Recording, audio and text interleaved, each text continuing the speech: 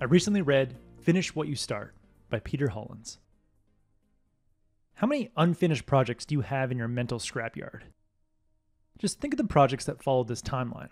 Week 1, you're inspired and make some progress. Week 2, you get a little busy and can't find time to work on your project. Week 3, inspiration fades. You lose interest and abandon the project. I have so many learning projects, learning instruments and languages, and online projects, making courses and websites, and home projects that follow this timeline. After reading Finish What You Start, I realized why I drop many projects after a few weeks.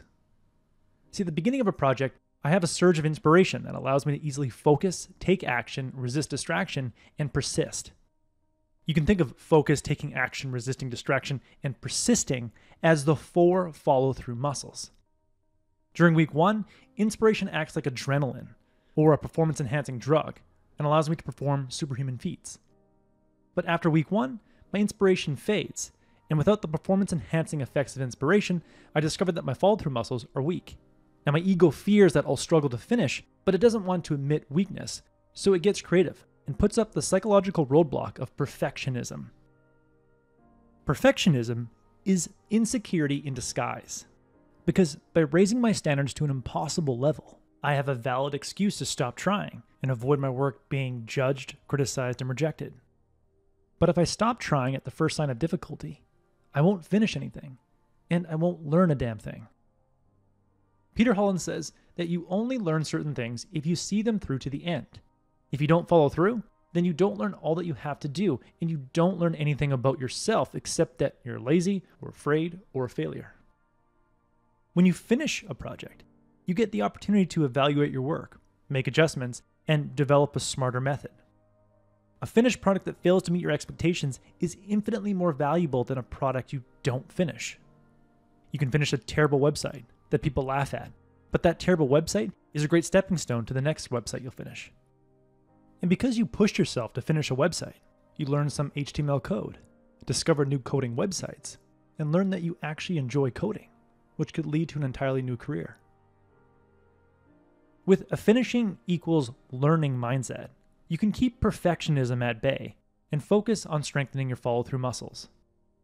Your follow-through muscles that allow you to focus, take action, resist distraction, and persist take time to develop and quickly atrophy when you decide not to follow through on your plan.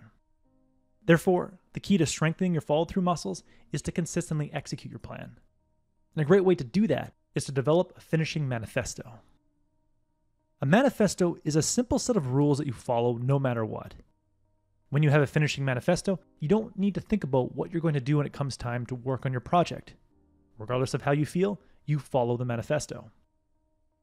Your manifesto is personal to you and can contain 1 rule or 10 rules. I personally like to keep my manifesto to 2 rules. Rule 1. When it's time to work, I state my I want, I will, and I won't. Each week, I schedule a 1-hour course creation time block in my calendar. When I receive a calendar notification for my course creation time block, I quietly tell myself, I want to experience the satisfaction of finishing my course on accelerated learning. I will brainstorm ideas and outline the next module for the next 2 minutes. I won't check my email for the next hour. Whatever project you're trying to finish, insert time blocks in your calendar to work on that project every week until it's complete. When the next time block arrives, state your I want, I will, and I won't. Your I want is what you ultimately want to finish. When you state your I want, you connect your immediate actions to a meaningful goal in the future. When you state your I will, you list a small action you're willing to take right now. The smaller the better. Don't underestimate the power of small actions to get started and build momentum. Inertia is procrastination's most potent weapon, but super small starting actions can disarm that weapon. And your I won't is what you will avoid doing during your time block to ensure you stay on task. This is where you identify your most common form of procrastination. Maybe you like to check your phone for messages, or browse a news website, or waste 10 minutes finding the perfect study song.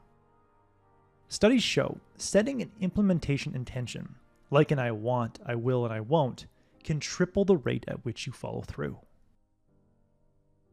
Rule number 2. When I'm about to procrastinate, I will conduct a 10-10-10. You have two selves, a present self and a future self. Your future self wants to experience the joy of completing a long-term goal, but it needs your present self to act on its behalf.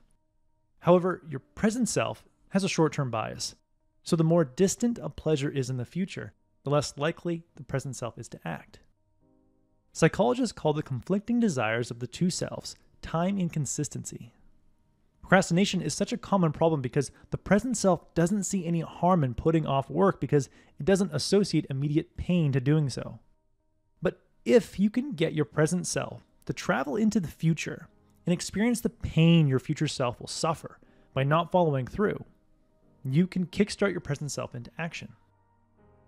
The next time you're scheduled to start working on a project but don't feel like doing it, allow yourself to feel lazy and imagine how you'll feel after 10 minutes of procrastination. Now imagine procrastinating for 10 hours. And then imagine procrastinating for 10 days. When I imagine procrastinating for 10 days, the guilt I feel for not following through on my intentions is strong and painful because I don't want to be known as a person who doesn't follow through on his intentions. As my present self experiences the future pain of not following through, I remind myself that this pain can all go away if I take action right now. Doing a 10-10-10 is a great tactic because gradually working your way from 10 minutes in the future to 10 hours in the future to 10 days in the future is much easier than trying to picture yourself 10 days from now.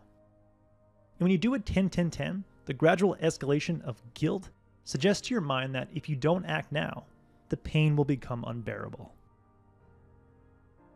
In the end, if you want to finish what you start, adopt a finishing equals learning mindset to stop your ego from putting up the psychological roadblock of perfectionism.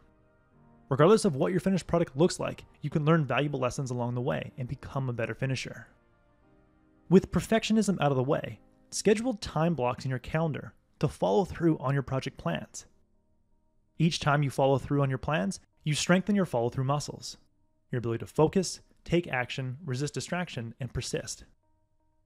To ensure you follow through on your plan and don't let your follow-through muscles atrophy, create a finishing manifesto that contains the rules you will follow without question when it's time to follow through on your plan. The finishing equals learning mindset, coupled with a finishing manifesto, will make you an unstoppable finisher who gets to enjoy the pride and satisfaction that comes from finishing what you start. That was the core message that I gathered from Finish What You Start by Peter Hollins. This is a short and actionable read. I highly recommend it. If you would like a one-page PDF summary of insights that I gathered from this book, just click the link below and I'll be happy to email it to you. If you already subscribe to the free Productivity Game email newsletter, this PDF is sitting in your inbox.